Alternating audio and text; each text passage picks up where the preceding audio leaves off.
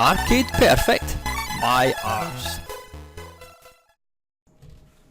Right, okay guys, welcome to another Arcade Perfect by Arse, and this week we're taking a look at the WEC Lemans, released in 1986 by Konami.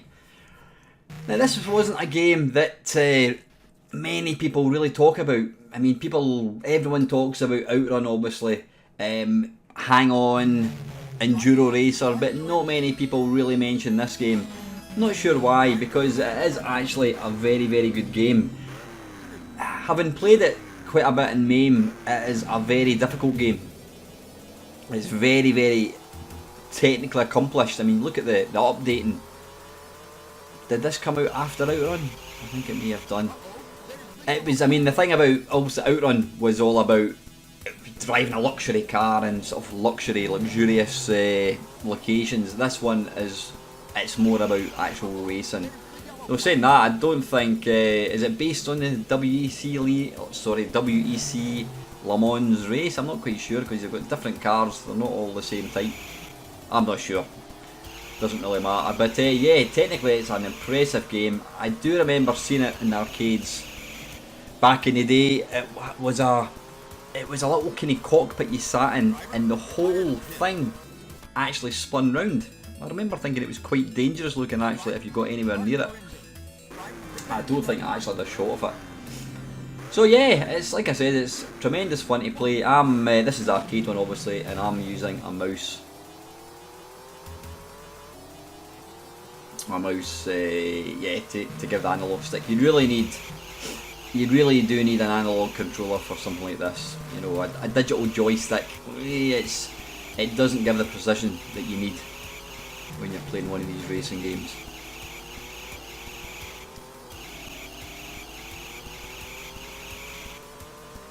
But you know, sprite scaling wise and graphical wise, it's got hills. You know, it is impressive. It really is. But like I said, for some reason it just doesn't really seem to get the same love that other games, Power Drift and that gets. And as you can see, it is extremely difficult.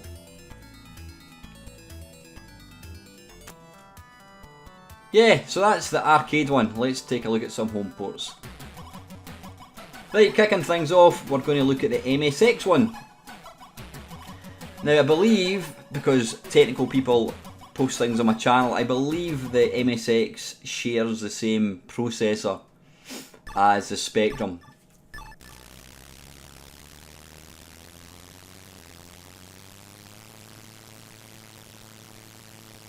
Now update wise, that is actually quite impressive.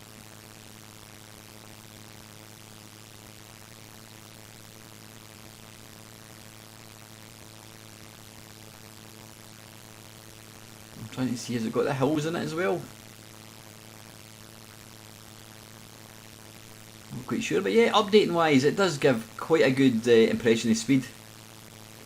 The side objects update pretty smoothly as well. Ah, it has got the hills as well, so yeah, that's actually really nice.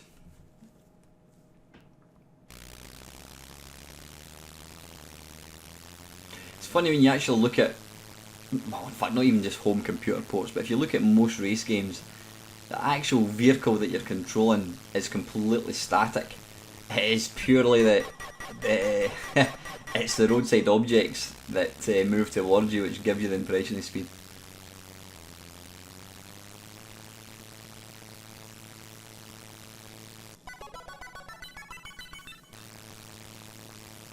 Yeah, for an 8-bit machine, I've got to say this is actually really impressive. Damn it, I'm not good at trying to get past other cars, as you've probably noticed.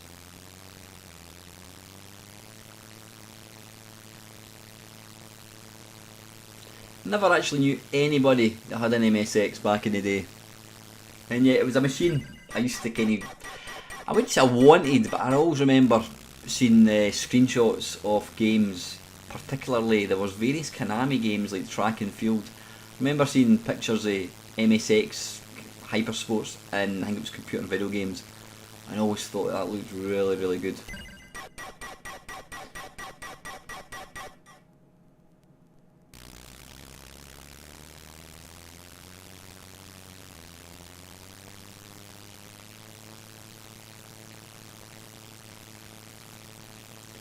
At least we've got a driving noise as well. I mean, I don't know what the Spectrum one's going to be like, but part of me is thinking there's going to be no sound at all. You've got the two gears, you've got low gear and high gear. I'm just looking, what is that little indicator on the right hand side? The one on the left is the gears. Ah, right, that's kind of an indication of how I'm steering. Right, got you. Never noticed that until now. So the more the line goes, so what I've tried to do is almost try to replicate an analog controller using a digital controller. So the more the little line goes to the left or right, the more you're kind of holding it. That's quite a clever thing, never seen that before. So yeah, very impressive. That's MSX. Right, moving on. This is the Amstrad. As you'll see, I now put the game I'm looking at, or the system it's running on, I always put that down the bottom. I never used to do that for Arcade Perfects, but I think it makes it's a nice bit of presentation. It lets you see exactly what you're looking at. So the programmer was called Jobby, apparently. Very good. Ah, now surprisingly, it's not just going for a monochrome Spectrum-y MSX look.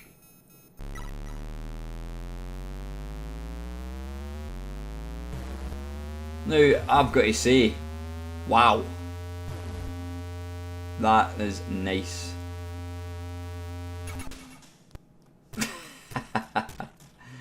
That is really, really nice. Look at the graphics. How detailed are they?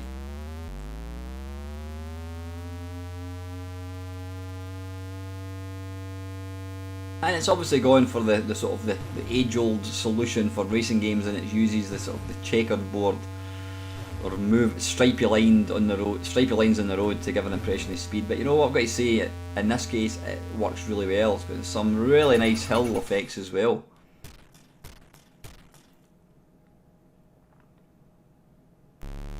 And again, you can see there at the bottom right, you'll see it's got a little indicator of just how much you're actually turning.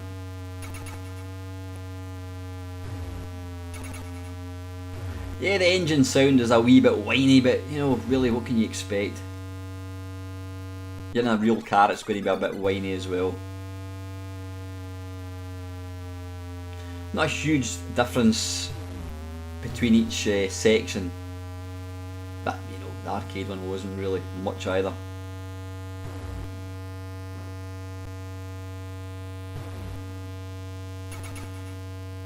And at least there's a wee sound effect when you overtake a car, which is nice.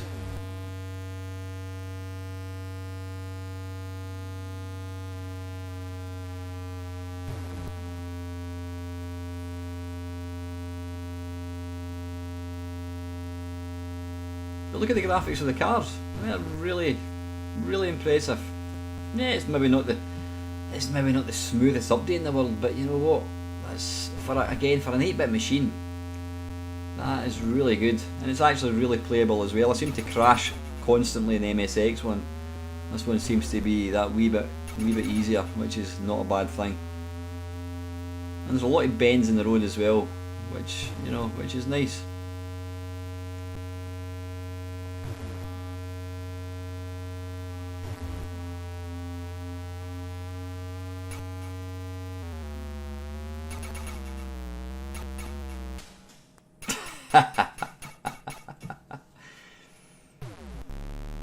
I'm going to run out of time. Right, anyway, let's move on. That was the Amstrad one. Right, now I've got to say, considering I was a C64 owner back in the day, I never actually played this. Never seen this. It's either going to be crap or it's going to be amazing.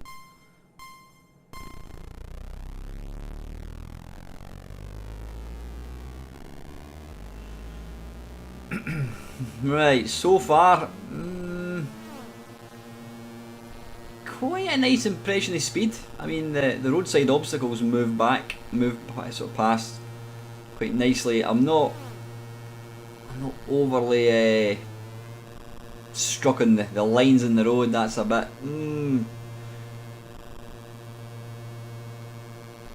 vomit inducing, I think.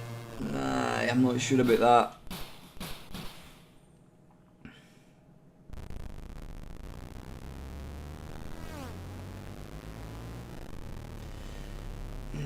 sprites, I mean the main sprite is alright, but the other ones, I mean what is that? That thing in front of you, it doesn't really look much like a car. It's quite messy, look at it.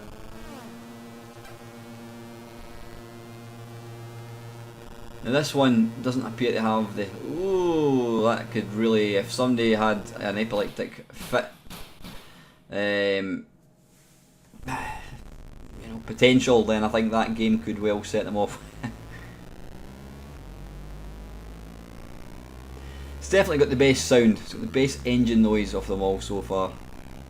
But good engine noise does not maketh a good race game. They've tried to do the hills, you can see the little the green hills in the back sort of disappearing out of view.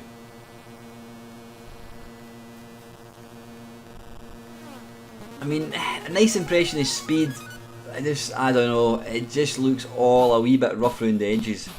It certainly doesn't look as nice as the Amstrad or indeed the MSX one. They've obviously tried to go for a real, you know, arcade look to it. I don't know what that is at the side of the road. It's like a three-piece suite or something, a settee. Obviously there's people are just doing some fly tipping in this version. And it also seems impossible to actually overtake cars. Now that car, if I was not mistaken, that car went straight through me. Oh come on! Really? Getting hit from behind?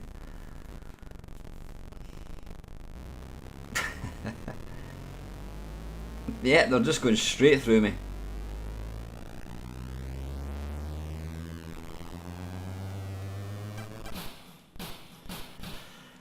Yeah, this is quite a frustrating game to play. Clouds do look nice.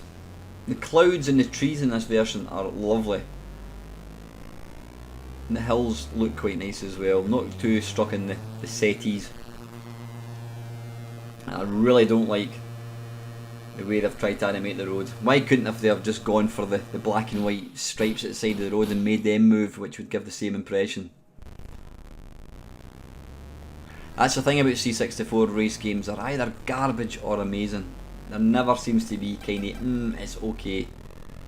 Though, there again, this is certainly not an amazing port, but it's not a diabolical port either, it's okay.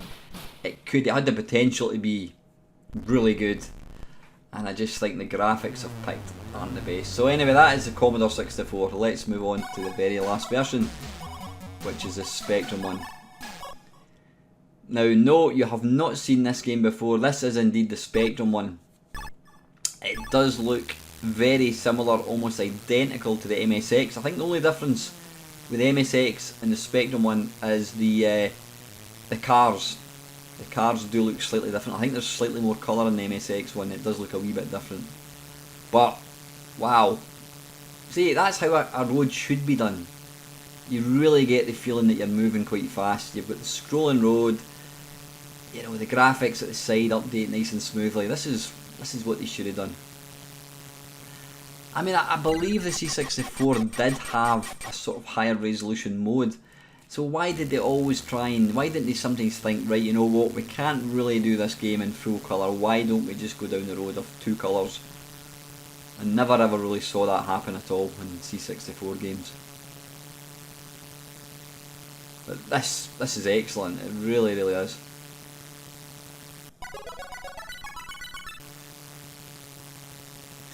I don't know who did the programming for this. It does kind of play and look quite similar, and it's equally as impressive as Chase HQ on both the Amstrad and this, so I wonder if it was the same teams that were involved. I'm really not sure.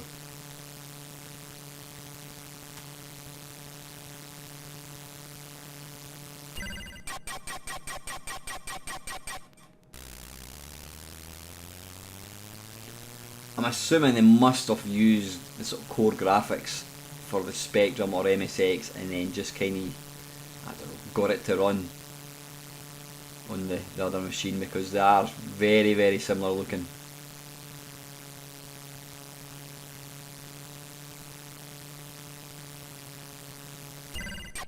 Ah, damn it.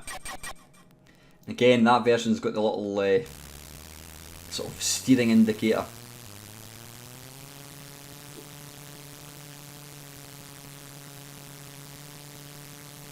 You see, this version has got the stripy lines at the side, but it's left the road empty, and I really think the Commodore 64 programmers should have done the same thing.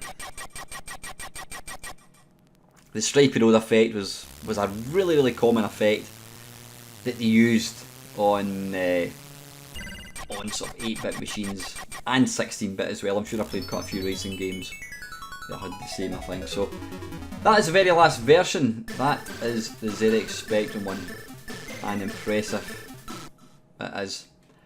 So that is it, guys. That is the only home ports that I was aware of. To summarise, MSX, virtually identical to Spectrum. I really couldn't tell any difference, other than I think the car looked slightly different. Had slightly different colours. Update, road effects, feeling the speed was all there in both the MSX and the Spectrum one. Really was. The Amstrad one looked just as good, if not better. Had slightly better colour. It was super fast, gave a really good impression of speed, and it had quite a good kind of engine sound as well.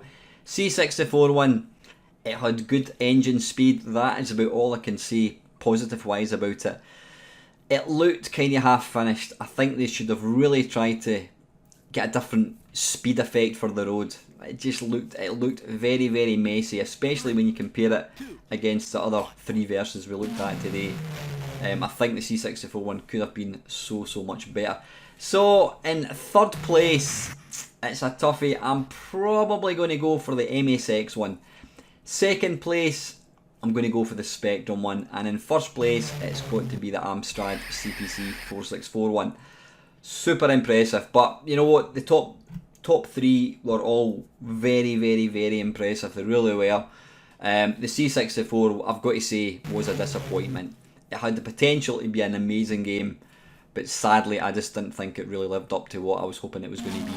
So anyway, guys, that is another Arcade Perfect My Arse. If there's a game you want to see featured in this feature, please just put your comments down below. And as always, thank you very much for watching.